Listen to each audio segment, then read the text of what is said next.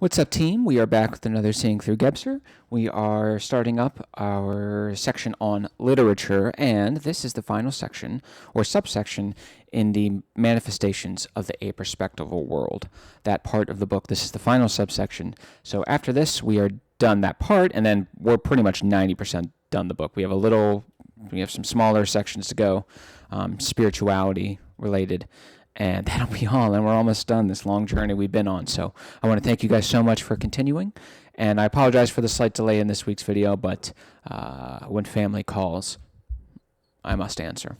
So without further ado, let's get into it. This is Gebser. With this section devoted to literature, works of art, and language, we approach the conclusion of our exposition of aperspectival manifestations.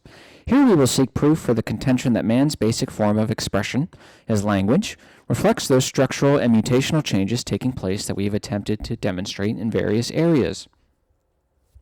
If the change cannot be demonstrated in language since the French Revolution, that is, in its structure and subject matter, then the indirect manifestations of aperspectivity pressing toward expression in the sciences, although not called into question, would remain ultimately unfounded. If it is possible, however, to discern such manifestations in poetry, grounded as it is in language, then to a certain extent it would represent the crowning confirmation of our undertaking, which we already kind of covered.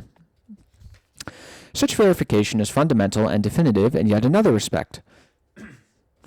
Poetry, as we have already discussed elsewhere, is more than mere epic, drama, or verse. Poetry is, and perhaps primarily, historiography. Yet it is not a history of dates, manifest events, and occurrences. Poetry is a writing of history of the dateless. It is the record and declaration about the invisible It is the record and declaration about the invisible events and happenings that are effective from origin, and become present in the poetic word, attaining their tangible manifestation in social, political, and scientific actualities. We already kind of covered this. History defined as attributing sense to the senseless. Poetry is not a history of the world. That's traditional rational history, which is awesome.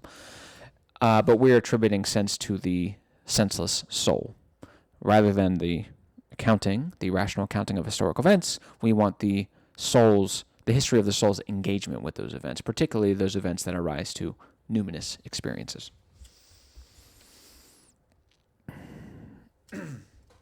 The great poets are a visible example that poetry is the writing of history of the dateless, of events which would remain intangible if there were no poets.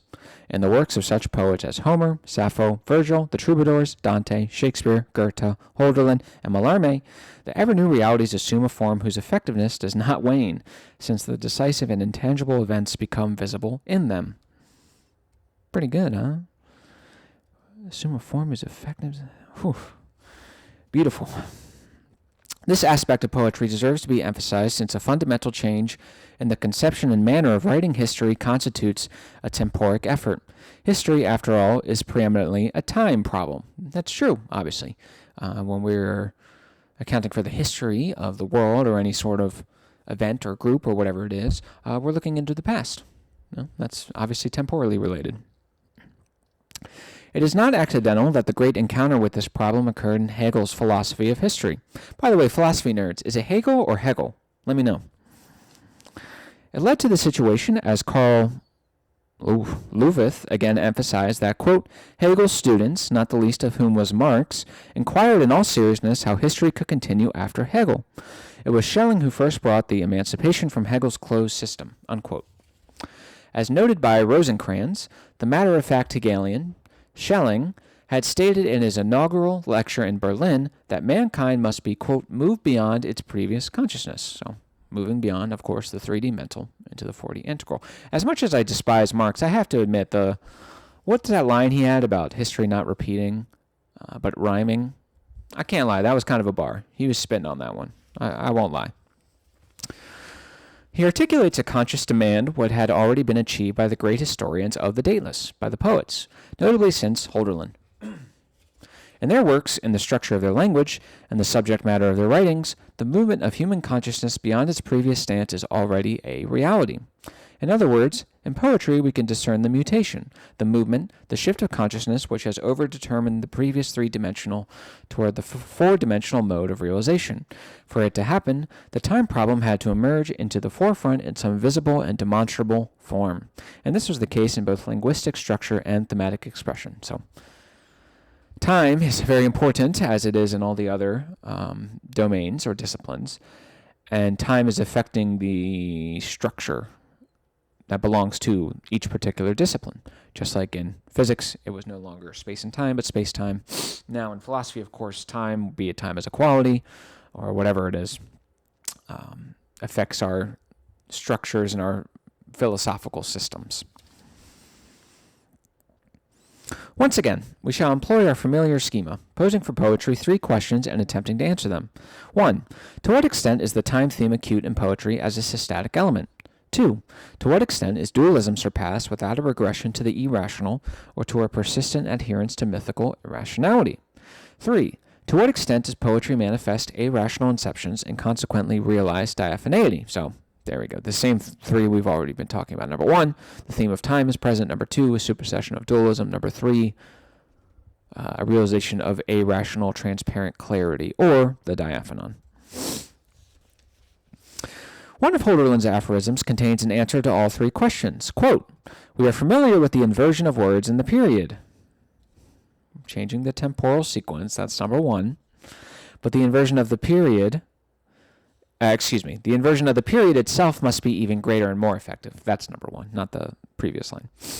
The logical placement of the periods, where development follows reason, goal follows development, and purpose follows the goal, where the subordinate clauses are always placed at the end of the main clauses to which they relate, all this is seldom, if ever, to use of the poet. So we have this sequence, right? This logical causal sequence where development follows reason. So we have reason, and then development follows that, and then goal follows development. So you have reason, then development, then goal, and then purpose follows goal. So reason, development, purpose. Reason, development, goal, purpose. That's the traditional sentence structure, the traditional rational logical sentence structure. And Holderlin is going to tear it to shreds. This is Gebser. Holderlin has applied this consideration in his own poetry. Thus, the logically and perspectively oriented description is replaced by the a-logical and a-perspectival utterance. In Holderlin's poetry, mere mythologemes and philosophemes change to etiologemes. His annulment of the sovereignty of the period, with its continuous time and course of events, reason, development, aim, purpose, by inversion overdetermines rational determinism into irrational indeterminism, or better, causality into acausality. So that's what he's doing. By inverting the sentence structure and inverting the temporal sequence of the sentence structure through inverting the period, he is overdetermining rational determinism into irrational indeterminism. So he's streamlining rational determinism and rational causality through the new irrational, logical way of doing things, transforming causality into acausality. It can be said in all justice that this treatment of inversion is more than a philological concern with syntax.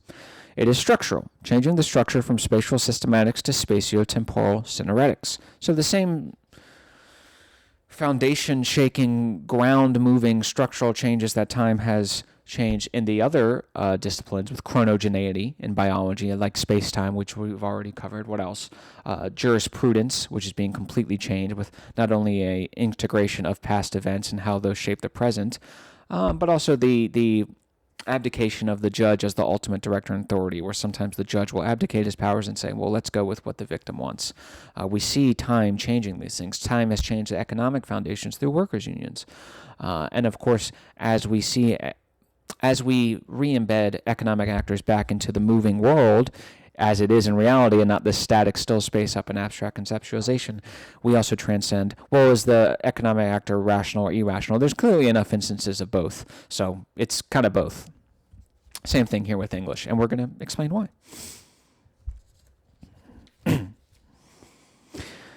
This gain, attained via the inversion of the period, anticipates at one stroke all the temporic achievements following Holderlin. The liberation from the oriented course of time, from the restraints of measured time and rhythmic temporicity. In other words, with Holderlin, the acronym comes to light. The main concern is no longer with sequence, with the succession of parts after each other.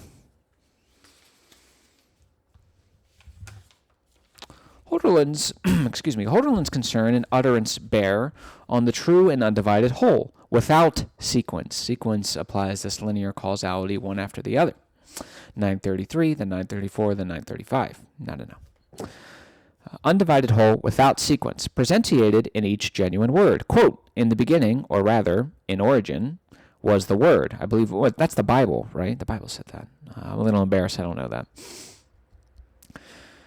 In Holderlin's later poetry, origin becomes present. So Gebser is saying that Holderlin, as a poet, has achieved the diaphanon, the irrational, transparent, spiritual clarity, and, using the word, has brought origin in all of its spiritual transparency and clarity to present. And these next few lines are going to try to make that clear. His statement, his pure utterance and etiological word, quote, time is long, but the true comes to pass, unquote, applies not only in general, but specifically to his own work. In his history writing of the dateless, the true, the diaphanon, is dateless. So he's saying that the true, that diaphanon clarity, it's transcending the external, measurable, and known, the spatial, the surface level. The diaphanon is immeasurable. It is invisible. It is a state of clarity that cannot be grasped or put on the table like my nice little spatial object here.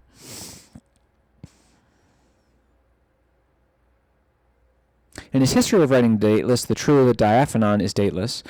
What once appeared as timeless is elevated to time freedom. It comes about, it quote-unquote owns up to itself. Even the timeless comes to consciousness at the acronon. So, of course, the acronon is time freedom. Well, if you're integrating all the different forms of time, that necessitates magical timelessness, which is without time entirely. As opposed to time freedom, which is not without time entirely, but without a singular layer or form of time taken for the whole, whether it be clock time, whether it be polar cycles. It's a part of it. I was actually just talking to my neighbor about this. It is part of it. The seasons go, yes, but there's also a metronome. It keeps things ticking. What was I about to say? Also, look at my shirt, guys. I took this picture. God damn it! I took this picture with my daughter at the aquarium. And my girlfriend got it for me for an early Father's Day gift. I love it. It's my new favorite shirt. Aw, how cute. Okay.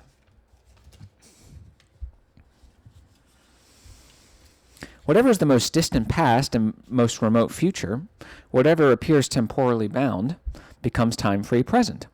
That this is not just our own arbitrary interpretation is evident from Holderlin's own words, which deserve to be quoted in full. Quote, I have seen it once, the one thing that my soul sought, and the fulfillment which we pose beyond the stars and push to the end of time, I have felt its presence.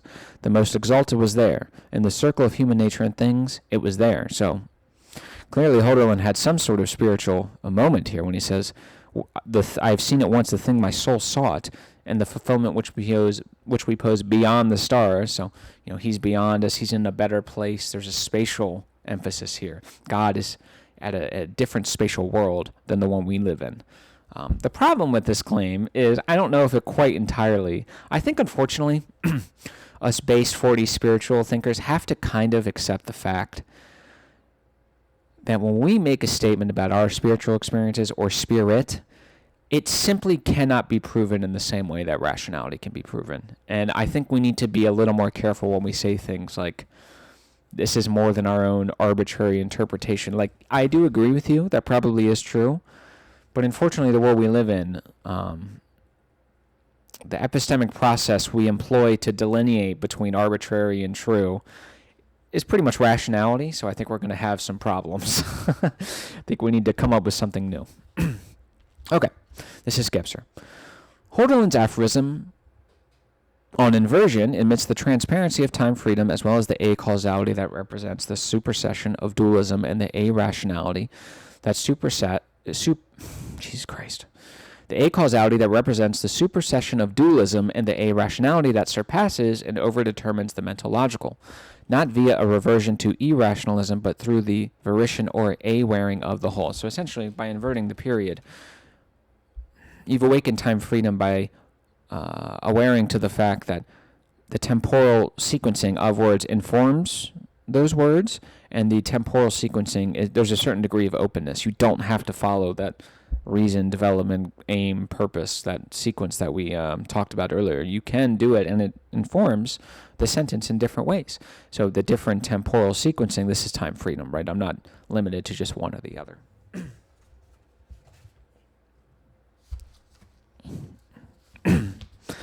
And we must also consider, as Hans Meder points out, that Hölderlin cultivated, quote-unquote, the profound word. In other words, he restored to language what is proper to it. This is, I believe, Heidegger's point about language. He has this idea that, me and you talking about, I don't know, Manchester City or the weather is a degradation of language, because language is one of the things that brings spirituality to present. It helps shepherd being. Philosophers are so corny sometimes. Language that was once description becomes through him pure utterance.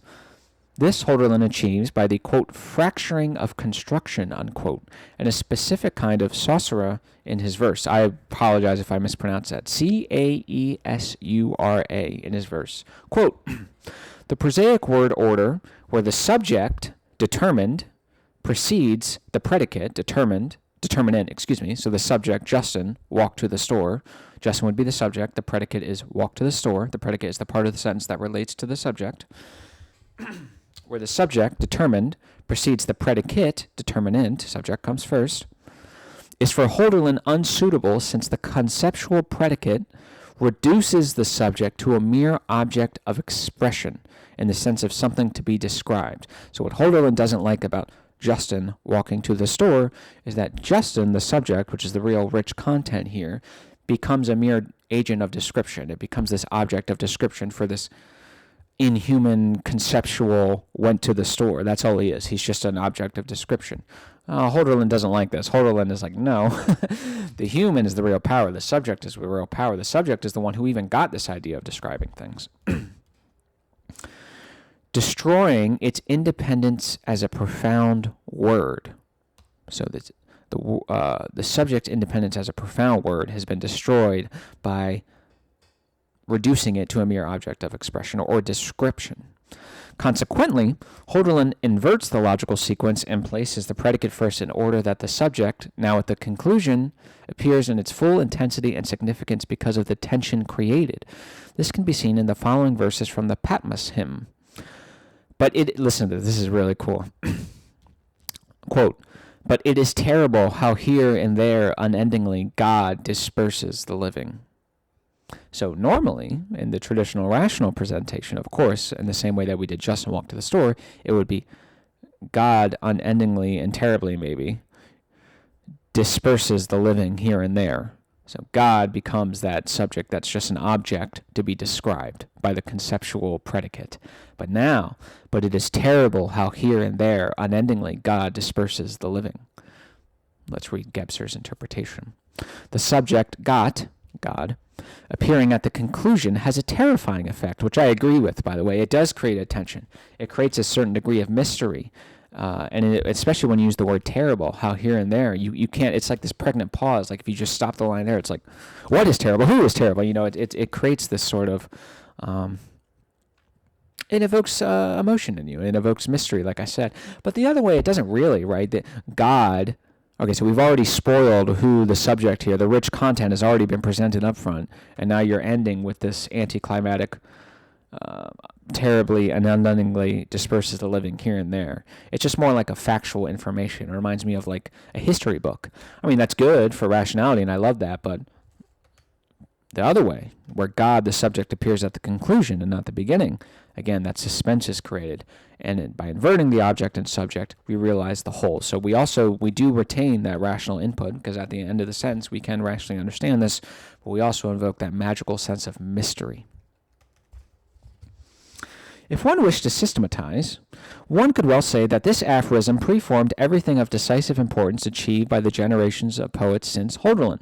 It is a declaration of supra-wakefulness, S-U-P-R-A, supra-wakefulness, of sovereign clarity and heightened awareness. It compactly answers our three questions, to which we should now address ourselves, considering the most important poet since Holderlin. So this is why this section is so goddamn long, because Gebser decided, we haven't even gotten to point 1 yet. I mean, my God, in the other sections, we would have been already at point 2. But he just said, no, we have to keep going in poetry, I guess, but whatever. It is still cool, though. I think it's pretty cool, don't you think? Don't you think this inversion is pretty cool? In the same way that, in many ways in philosophy, what they're attempting to do when they have, remember the Derrida's idea of the metaphysical bivalent oppositions, as John calls them, which, of course, aligns perfectly with Gebser's process of rationality, the positing of one thing that's measurably known against the other, invoking the third aspect of measuring thought to privilege one of the binaries or form a synthesis. Well, Derrida noticed this as well. And Derrida said, well, one of these binaries was privileged, so therefore let's invert. And his goal would be to, I don't know, I guess non-consciously it would be to realize the whole. Consciously would be whatever his goal was. Maybe it was a political end, or maybe he thought it was philosophically viable.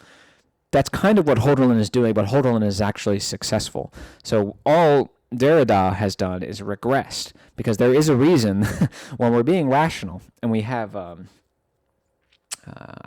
nature versus nurture, or writing versus speech, or is versus alt, or whatever it is. Well, the one privilege, should it be done well, which it most likely is, considering the fact we have all these philosophy students who are all very bright, and they all have to align by the laws of logic.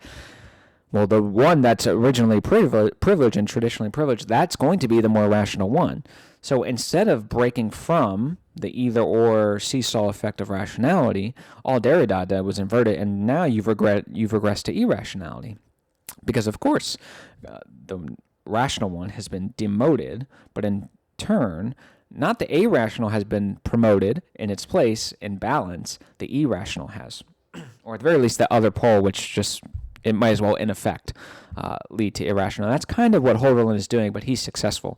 He's saying, no, we can invert it, we can keep it the same, but we can also do all these other things by inverting the period. So that's a kind of a similarity of what he's doing. And I think it's cool that even the very structure of our language and our sentences is also undergoing this transformation and trying to break out of the triangular mode of thought. Pretty cool. All right, number 1. It should be observed that for the last 150 years, the theme of time has a fourfold structure modifying role in poetry. Since it is complex, it is not surprising that this time theme manifests itself in various ways. And the complexity can be perceived most readily when we distinguish clearly among its various forms of manifestation. Such discrimination is inherent in any exposition, and is thus equally indispensable for our attempt. In this sense, we can say that the time theme is articulated in poetry as follows. Real quick, I just thought of this. Going back to that Derrida discussion. So Derrida tried to transcend rationality merely by inverting. Holderlin transcended the traditional rational causal structure by integrating time. Derrida didn't really do that. All Derrida did was invert space. Holderlin introduced time by inverting the period. He understood that the temporal unfolding of the words in the period informed that sentence, but Derrida didn't really get that. So the way to truly understand, if you really wanted to invert the binaries and keep a certain degree of philosophical and cultural viability, well, the way to do that is to say, look, the traditionally privileged binary, that's under a certain temporal condition. So you could say that nature is privileged over nurture, or writing over culture, or whatever, or writing over speech, or whatever it is. You could say that's only under this condition, right? If you have a culture who's not at war more broadly, right? If you have a certain situation where the person you're dealing with understands reciprocity and rules and all this stuff. So that's how you truly invert the binary, by focusing on time as a quality, focusing on the temporic. Well, this happened in 1200 BC. We have to look at those conditions. This happened in 2026. Now we have to look at these conditions. That, I think, is how you truly invert the binary, at least in a somewhat healthy way, and you would do so by incorporating time. So for example, so you could say, normally, this binary has been privileged over the other, let's say the material is privileged over the immaterial, makes sense. But now, since 1996, we've had the internet, right? And the internet introduces this new thing, this amaterial. Now, if we want to say it's immaterial, it's not really immaterial because we can see it, but it's now amaterial. So the traditional binary, if not being inverted, it needs to be kind of put aside for a second, and we need to focus on this amaterial. This is how time can be integrated to change the structure of these binaries and in turn the structure of rational thought. And it's a more healthy and connected way to what Holderlin's doing in poetry, which is integrating time to change the structure of sentences. Sorry if we kind of went off there, but I thought about that as I was reading, and I wanted to be more clear. Okay, so there are four, what do you call it? The four ways that the time theme manifests. We'll do the first one today, and then we'll finish.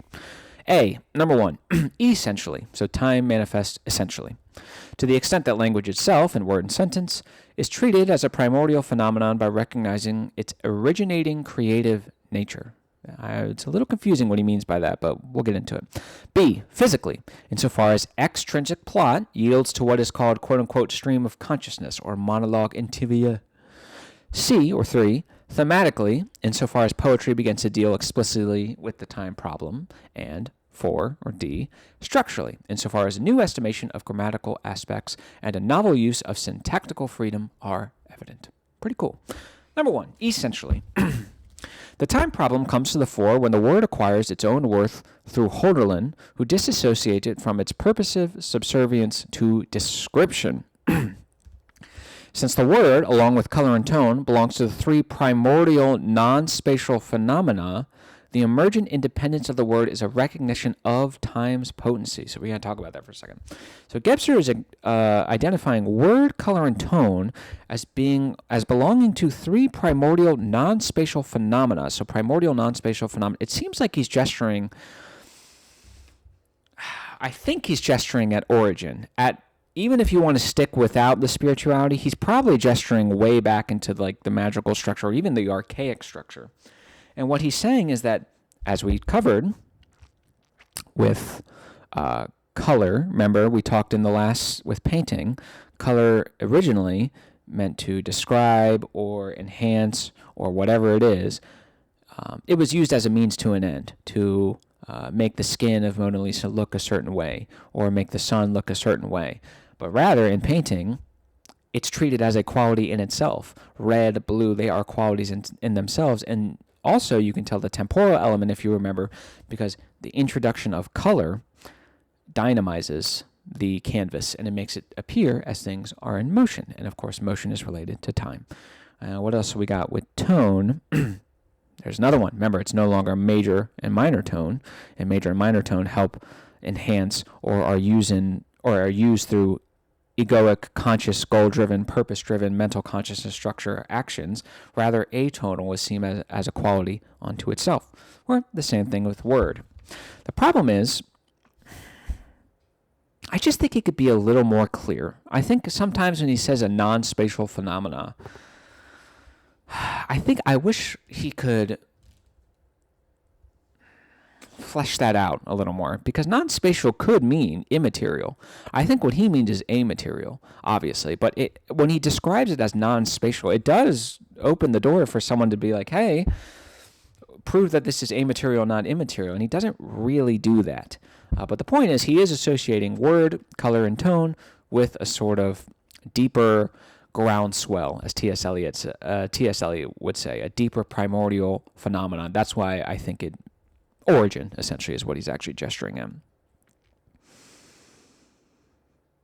Moreover, it is revealing that in painting, color as such, and in music, tone as such, have taken on an entirely new value. Just as genuine poetry, since Holderlin no longer employs the word to describe the world, it's a very rational, egoic, goal-driven, purposive, I'm going to describe for my own rational knowledge, to describe the world, so art, beginning with Holderlin's contemporary Delacroix, and particularly since the Falvis, no longer employs color to depict objects. So there you go. Listen to this. This is cool. Tone, color, and word are no longer means or an end for something. Tone, color, and word are no longer means or an end for something, as I just described. They are means to an end, to paint the skin of someone, to paint the sun, all that stuff. These are rational. Essentially what I'm saying is they're being used as tools. And of course, spatial objects that are inert spatial objects, those are tools. That's a mental structure. I apologize if I'm being a little repetitive. I just want to make it clear that by Holderlin is changing and transforming the nature of the word, and in doing so, he is transcending to 4D consciousness. They themselves are treated as qualities. Since they are not... Oh, by the way, an emphasis on quality. So obviously, quantity is associated with the mental structure, which is associated for employing tone, color, word as means or an end for something. Okay, we got that, but now that they're being treated as qualities, we have quantity balancing quality. Quality has been brought up in balance with quantity. Another example of integral balance. They must be recognized themselves... since they are not spatial elements, their three-dimensional utilization has ended. Has ended. I'm running out of steam here. They must be recognized themselves as the expression and valuation of what ultimately is verified to us in the acronon, a timeless temporal elements.